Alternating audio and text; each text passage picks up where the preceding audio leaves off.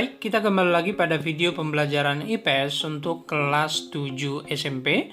Tentunya masih bersama saya Thomas Rinto Haromunte. Nah, pada video pembelajaran kali ini kita akan melanjutkan pembahasan materi bab 3 kita, di mana yang akan kita bahas pada video kali ini adalah kegiatan ekonomi. Kita tahu bahwa ada 3 kegiatan ekonomi secara umum. Yang pertama ada kegiatan produksi, menghasilkan barang ya. Ada kegiatan distribusi, menyalurkan barang. Lalu ada juga kegiatan konsumsi, menghabiskan atau mengurangi nilai dari barang. Nah, ketiga kegiatan ekonomi inilah yang sering dilakukan manusia dalam upaya memenuhi kebutuhannya sehari-hari. Seperti biasa, sebelum kita bahas lebih jauh, saya ingin menyampaikan bahwa tujuan pembelajaran atau target pembelajaran yang hendak kita capai pada video kali ini yaitu diharapkan siswa mampu menjelaskan kegiatan produksi, kegiatan distribusi, dan kegiatan konsumsi. Baik, seperti yang saya katakan tadi, ada 3 hal yang ingin kita bahas pada video kali ini ya. Yang pertama ada kegiatan produksi sebagai salah satu kegiatan ekonomi, ada kegiatan distribusi, dan ada kegiatan konsumsi. Pertama sekali coba kita lihat apa yang dimaksud dengan kegiatan ekonomi ya. Nah, jadi seperti yang saya katakan di awal tadi bahwa segala kegiatan manusia dalam upaya memenuhi kebutuhan hidupnya itu kita sebut sebagai kegiatan ekonomi.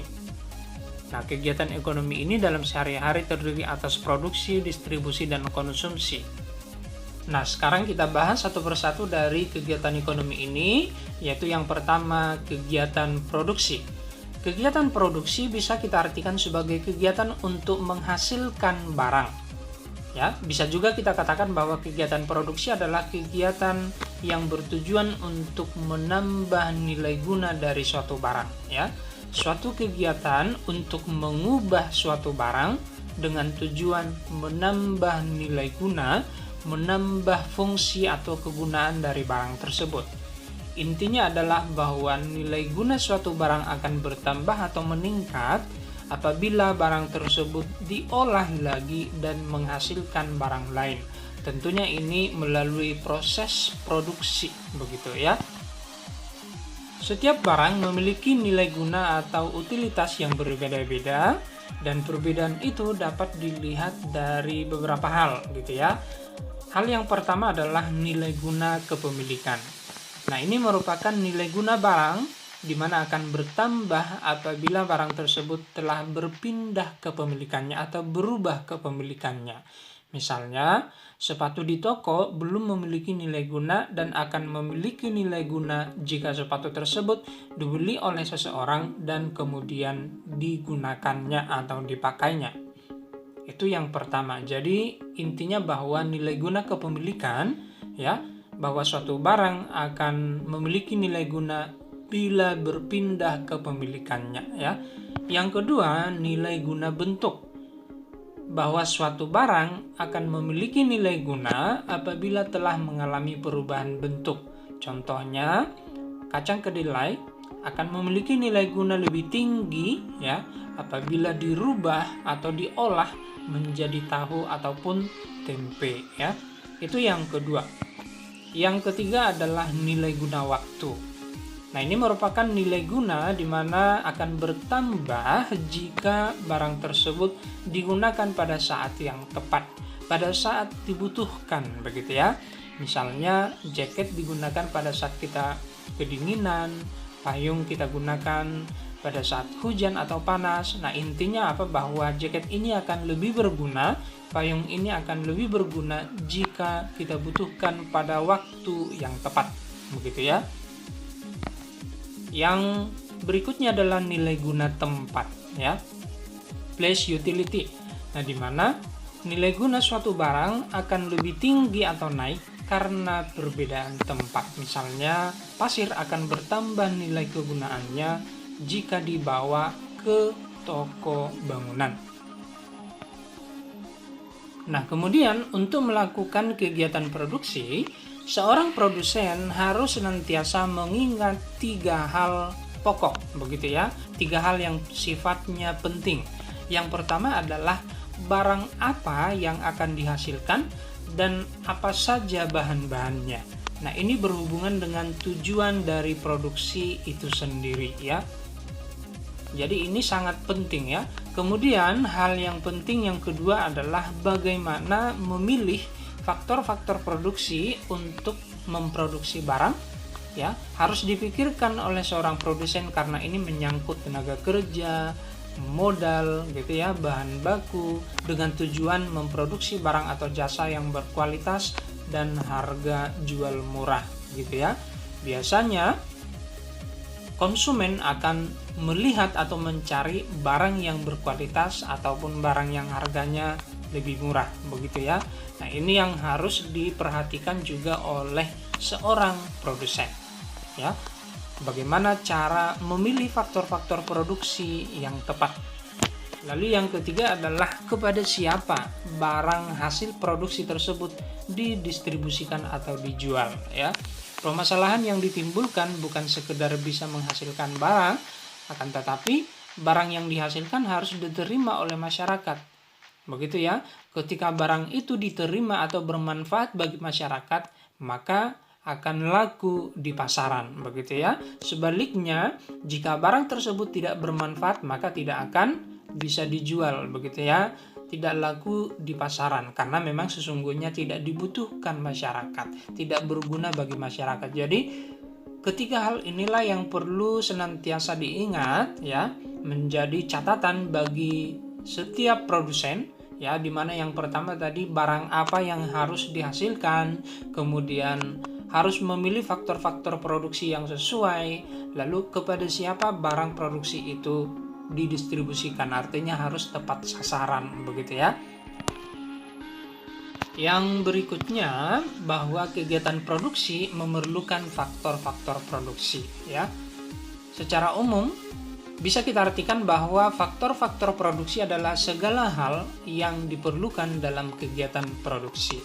Tanpa faktor produksi, tanpa salah satu dari faktor-faktor produksi ini, maka kegiatan produksi tidak akan berjalan dengan baik ya, tidak akan bisa dilakukan ya.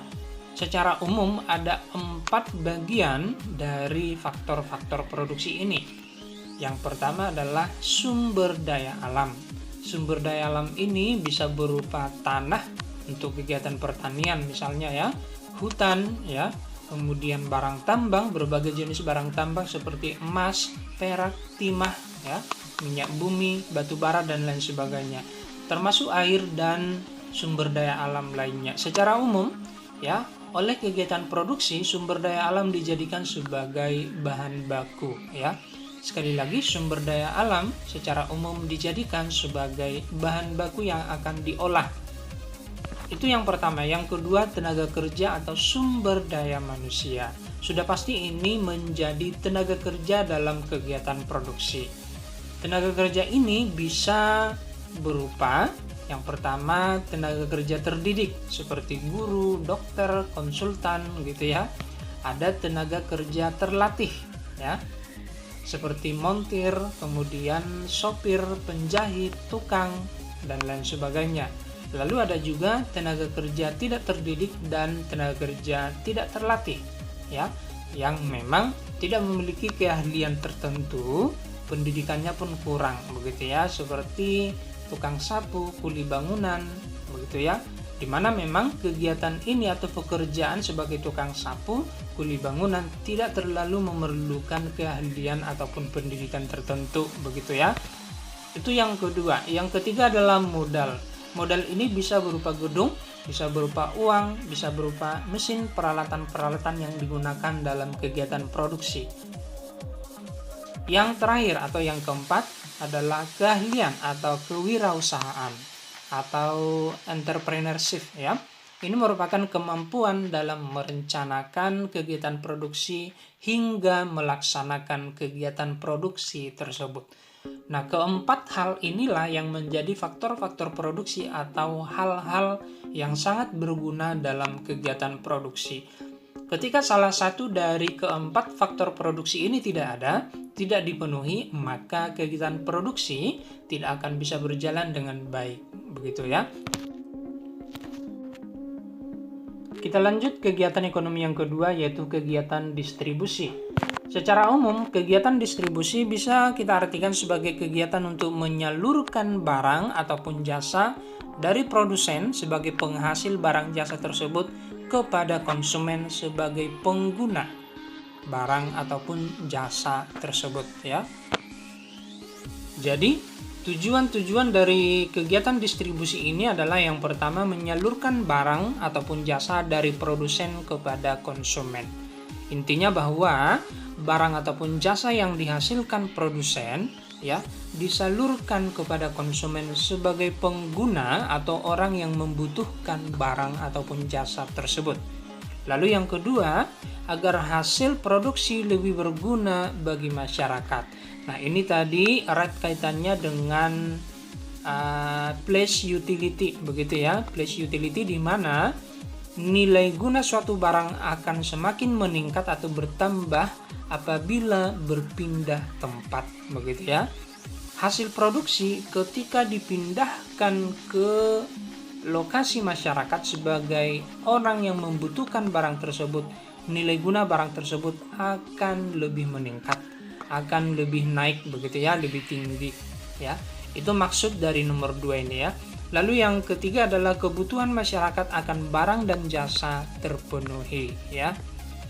Lalu yang keempat, agar kontinuitas produksi terjamin. Intinya apa? Bahwa ketika hasil yang diproduksi ya, ketika hasil produksi telah terjual, maka ya produsen sudah memiliki modal lagi untuk memproduksi barang yang baru. Begitu ya. Itu maksudnya kontinuitas atau keberlanjutan dari produksi terjamin ya. Lalu untuk mencapai tujuan distribusi ada beberapa cara yang bisa dilakukan gitu ya. Yang pertama adalah distribusi langsung.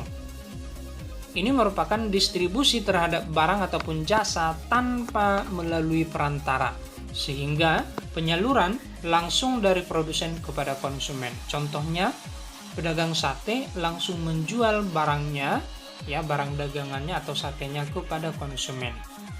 Itu yang pertama, distribusi langsung. Selain distribusi langsung, bisa juga dilakukan melalui distribusi semi langsung. Ini adalah sistem distribusi dari produsen kepada konsumen melalui pedagang perantara yang merupakan bagian dari produsen. Jadi yang perlu kita garis bawahi bahwa distributornya masih merupakan bagian dari produsen ya. Contoh, pabrik tekstil ya atau pakaian menyalurkan kainnya ya melalui penyalur khusus, yang memang penyalur khusus ini masih bagian dari pabrik tekstil tersebut ya.